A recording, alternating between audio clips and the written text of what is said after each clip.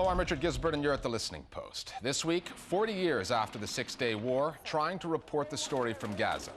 Breaking news, the inventors of reality TV develop a conscience. And when a baseball manager becomes a grenade launcher. Welcome back to The Listening Post.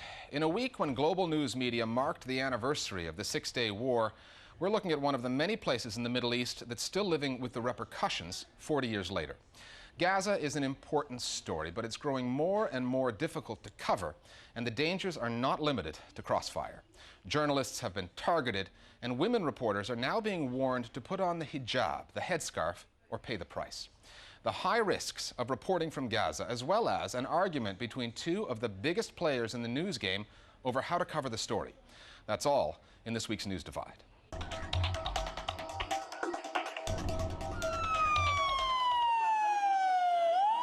Images that capture the perils of reporting from Gaza, taking cover from the fighting. The journalist taken hostage, targeted because of his job, his affiliation. Have treated me very well. Female news readers on Palestinian TV warned by an Islamic group to cover their heads or risk being decapitated. And the local press corps trapped recently inside the media building in Gaza, caught in a factional firefight. We were there for about 3.5 hours, and we were listening to the bullets whizzing over our heads and hitting the wall very close by, too close for comfort, if I may add.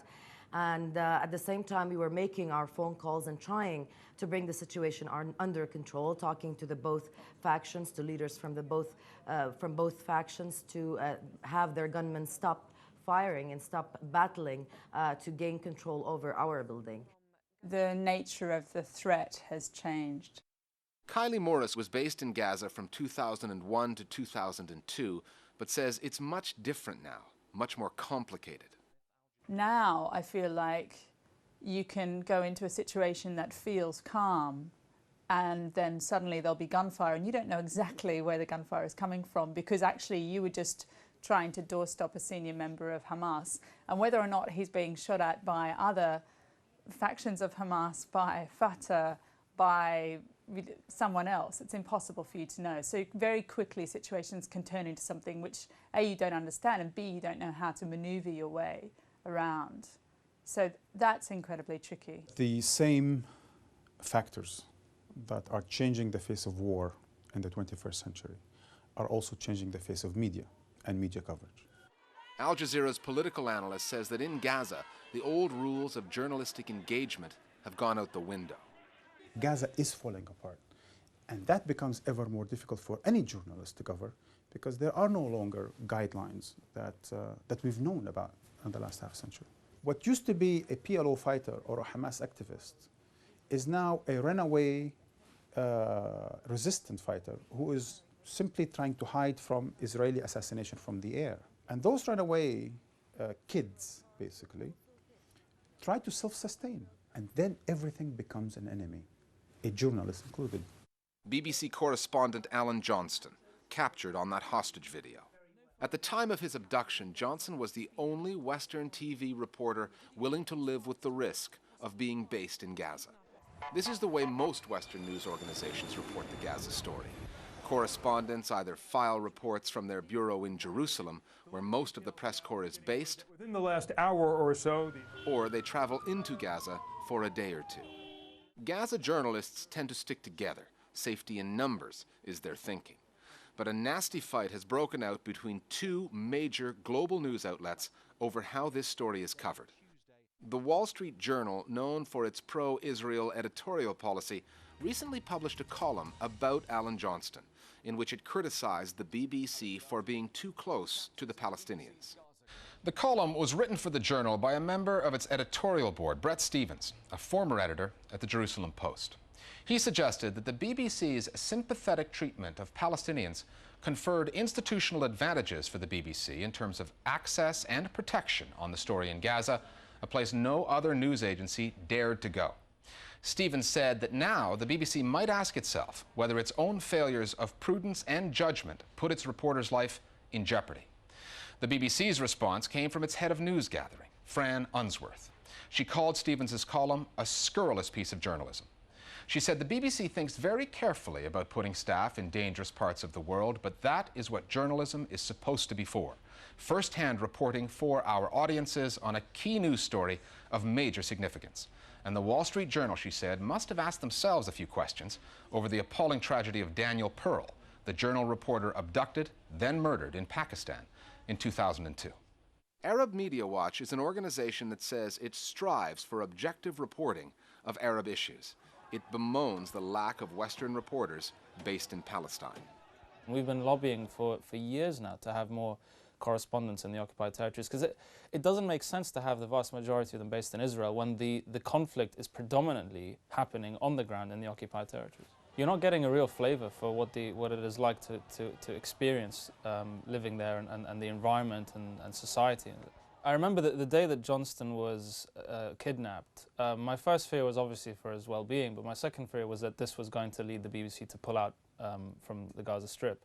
And the BBC was the only organisation to have a full-time foreign correspondent based there. Noor O'Day is based in Gaza for Al Jazeera.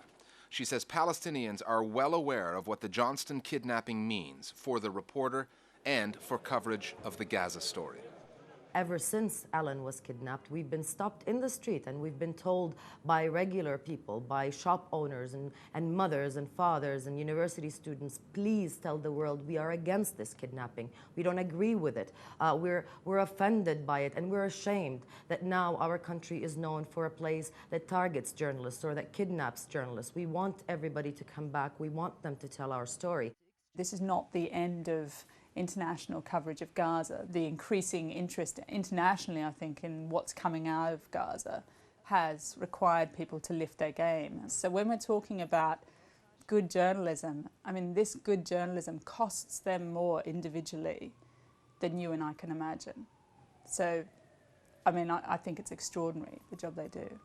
The story of Gaza, factions and divides on the ground and among news organizations on how the story should be covered, even if it can be covered. If journalists quit now, it will be very hard for them to gain or regain that area of maneuvering. And I think there's a determination on the part of journalists here in Gaza and in the West Bank not to allow what's happening now to affect them and their coverage and their profession for years to come.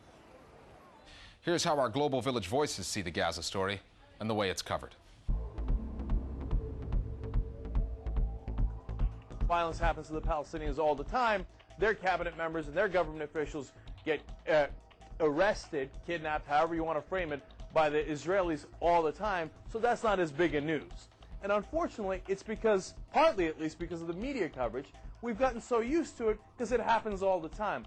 And we've got to find a way to get beyond that and cover it as a unique event every time. Because what it does is it dehumanizes the situation and it devalues the Palestinians. It's okay for them to get arrested. It's not a big deal. It's okay for them to get kidnapped. It's okay for bombs to go off there. Now, of course, the media isn't saying it's okay, but part of their coverage, by saying it's so normal, unfortunately makes it appear as if it's okay. The international community and the Western media forces us to view this conflict through an Israeli prism that makes one ever more cognizant of the Israeli narrative.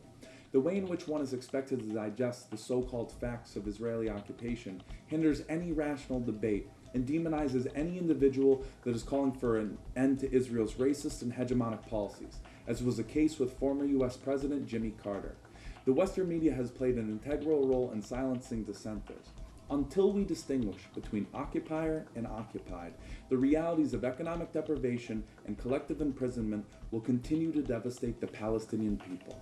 As a journalist working in the Middle East, I find it very worrisome, the threat that has been issued against the journalist, the Palestinian female journalist, who have been threatened, basically, if they do not wear the veil, their throats will be slit. This represents a broader trend going on in the Middle East today, which is an increasing radicalization of the fundamentalist groups, kind of taking stabs at society in the Middle East. If you have issues with global media, talk to us as one of our Global Village voices. You can email us at listeningpost@aljazeera.net. We'll run you through the technology and add your vent to the mix. Listening Post News Bites now. Pakistan's President Pervez Musharraf has placed a gag on the media there, issuing a ban on coverage of demonstrations against his government or any criticism of the armed forces. The imposition of strict controls which carry penalties of heavy fines or imprisonment stopped live coverage of protests and suspended political talk shows. Some of the most popular television channels even went off the air after the government blocked their transmission. All of this follows a government ban on public rallies in Pakistan's capital, Islamabad, a ban which was ignored by thousands of protesters who took to the streets around the country. The government has blamed TV coverage of the rallies for fueling social unrest. The media watchdog group Reporters Without Borders wants Iraq to set up a special police unit to investigate media killings.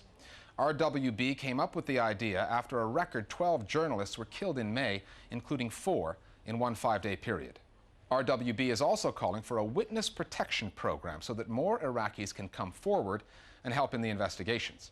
It's become clear that journalists are being targeted in order to intimidate the news media. All but one of the 12 journalists murdered in May were Iraqi.